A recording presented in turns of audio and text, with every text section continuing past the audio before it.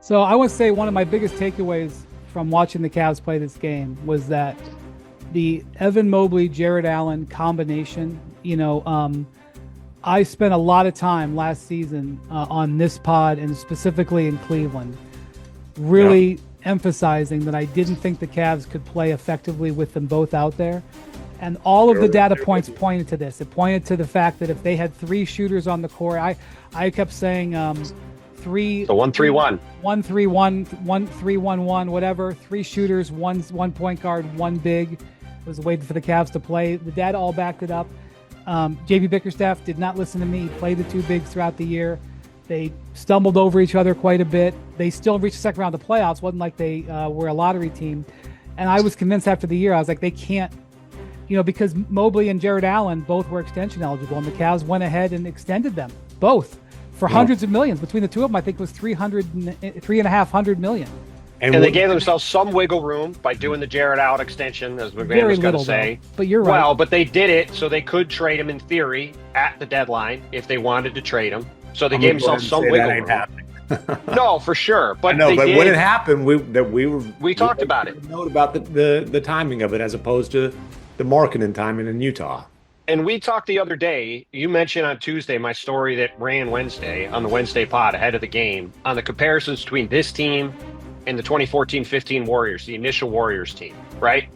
And one comparison that I didn't have in the story that I was thinking of last night while watching the game that annoyed me, that I didn't think of, was that Warriors team obviously had Steph and Clay as unbelievable generational all-time, maybe the two greatest shooters of all time, right?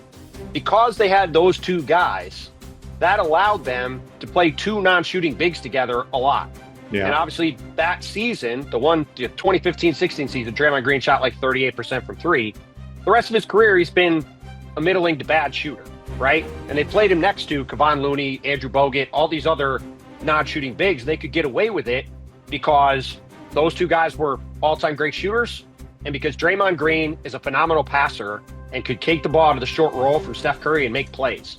And the difference with this Cavs team from last year and 2 years ago is Evan Mobley is so much more physical, playing with so much more confidence and so much more force, that when he's getting the ball in that short roll now, he's zipping the ball all over the place and making fantastic plays. And that's why that pairing can work. Because in the past, like in that Knicks series 2 years ago, he would get the ball in the short roll and he wouldn't really know what to do with it, and nothing would happen.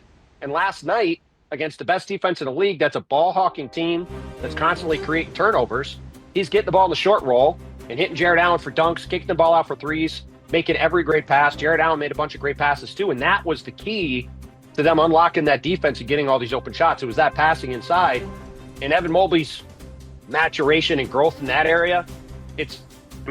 That last night really shone through just how much better he's gotten this season, and that's what has allowed that two big lineup to work in ways it wouldn't before. Yeah, well, they both had 20 points, 10 rebounds, and 5 assists. And it was just obliterated the Thunder inside all game. Yeah. And I will say this, as the game was going on, and the Thunder were doing a terrific job to hang in there, and not even hang in there. It was a hell of a game. Yeah. But, as you're watching Jared Allen just kill him on the boards and Evan Mobley get in there and get his hands on stuff, and by the way, Isaiah Hartenstein had a good game. He had a very good game. His push shot was working great. He was very effective. But that there obviously Chet's lurking out there, and Chet's not going to be efficiency, field goal percentage, and 3-point percentage shooting.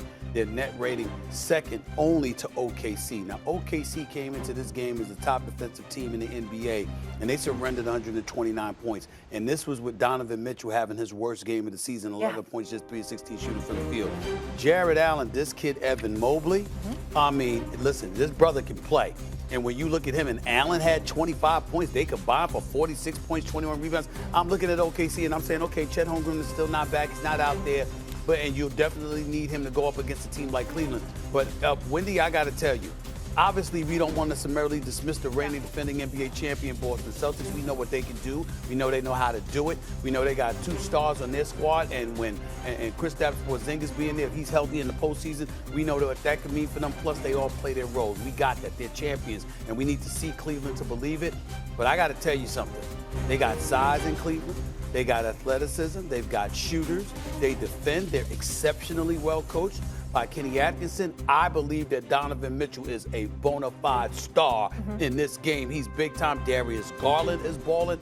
So when you look at all the pieces that they have and the way that they're playing together, and you've got guys like, 11 different guys, getting minutes for crying out loud. Nobody's averaging more than 32 minutes a game. And you're young to begin with. You're going into the playoffs with all of those abilities, plus fresh, youthful legs at various positions. I got to tell you, Wendy, I can't sleep on the Cleveland Cavaliers. I'm going as far as to say this, which is damn near sacrilegious. Okay. Right now, until I see further notice from the New York Knicks, all season long, I was thinking about Knicks, Boston. Nah, if I'm going to be an objective viewer, I got to look at the Cleveland Cavaliers and say, yo, peeps, they got a chance to win the chip, to win it all. Wendy, where are you on this? Well, let me digress just for a second and say what an amazing night this was for NBA basketball. This was an advertisement of NBA regular season basketball at its best. Both of these teams playing their systems. Molly, in the third quarter of this game, the Thunder won the third quarter 43-41. That 12 minutes of basketball and the way these two teams operated the way that they play with that mastery was as high of a level as I've seen in the regular season in my 20 plus years covering the NBA. I'm talking watching the Thunder play with physicality and speed, and watching the Cavs tight passing and player movement and ball movement, and watching them go back and forth. There were 30 lead changes in this game. And yes, there was a lot of threes shot, but it was within systems. It was if you don't love this game, if you watch this, you don't love basketball. This was a display of great high-level basketball. To talk to you about the Cavs, what they have is 9 or 10 players who can all dribble, pass, and shoot. And that may seem like a basic concept, but that makes them an absolute misery to defend because all of their players are live.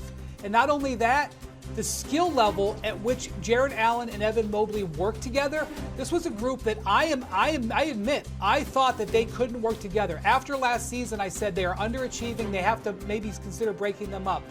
Kobe Altman, their GM, and Kenny Atkinson, when he came with the plan, said there's a way to do it. And basically what Kenny Atkinson is doing is playing Evan Mobley kind of like Draymond Green. He's not Draymond Green, I want to be clear. Right. Kenny Atkinson was the last 3 years in Golden State, won a ring with